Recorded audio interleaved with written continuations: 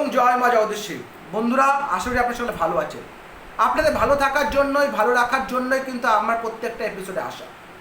আজকে একটা নতুন এপিসোড নিয়ে আপনাদের সামনে চলে এসেছি। সর্বপ্রথমেই বলবো, শোগুলো ভালো লাগলে অবশ্যই আমাকে কমেন্ট করে জানাবেন, বেশি বেশি করে শেয়ার করবেন যাতে সবার কাছে পৌঁছাতে পারি।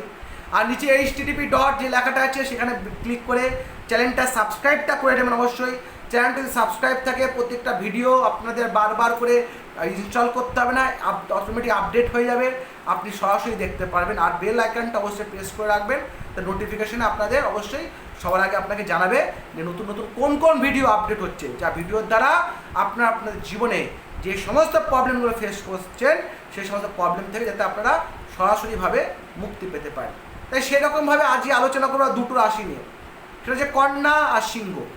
কন্যা রাশি জাতকরা, সিংহ রাশি জাতকরা কীভাবে অশুভ কেতু গ্রহের প্রভাব থেকে মুক্ত পাবে।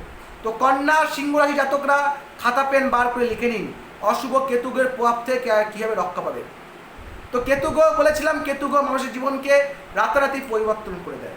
কেতু গ্রহের উপায় মানুষের জীবনে কী কী হতে হবে আমি আগের এপিসোডে বলেছি। তাই আজকে ভিডিওটা বেশি লেন্দি না করে প্রথমে বলে রাখবো কর্কট রাশি জাতক। যা কর্কট রাশি জাতক আছে তারা প্রথমে লিখে নিন কী করতে হবে। সোমবার করে ধুনুচি নিতে হবে, ধুনুচির মধ্যে ছোবা দিতে হবে। এই ছোবাতে কী দিতে হবে? ধুনোর সাথে মেশাবেন কি? ধুনোর সাথে আপনাকে মেশাতে ভস্য। দর্শনের দোকান পাওয়া যায়, শিব ভস্য পাওয়া যায়, শিব ভস্য ধুনোর সাথে মিশিয়ে নেবেন। মিশিয়ে নিয়ে ধুনুচিতে ধুনুচির মধ্যে ছোবাটা জ্বালাবেন। সেই জ্বালানি ছোবাতে ধুনোর সাথে যে ভস্যটা মিশিয়েছেন সেটা পোড়াবেন। এরকম করে যে 28টা সোমবার করতে পারেন, ধুনো আর সব শিব ভস্য যে একসাথে মিশিয়েছিলেন সেটা ছোবাতে যদি পোড়াতে পারেন 28টা সোমবার, তাহলে কিন্তু অবশ্যই আপনার জীবনে যে অশুভ কেতুগ্রহের প্রভাব থেকে আপনি অবশ্যই রক্ষা পাবেন।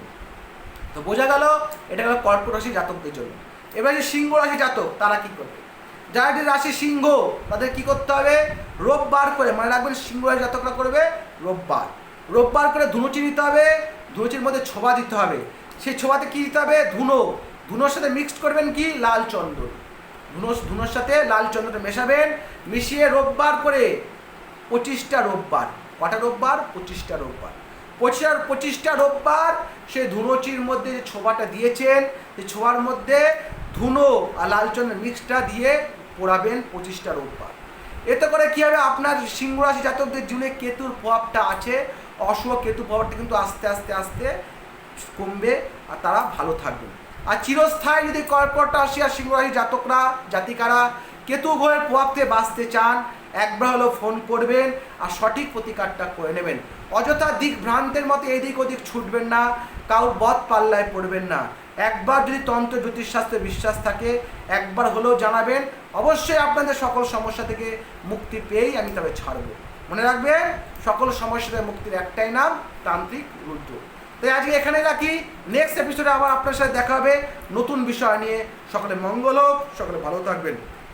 ওম জয় মা জগদীশ্বরী।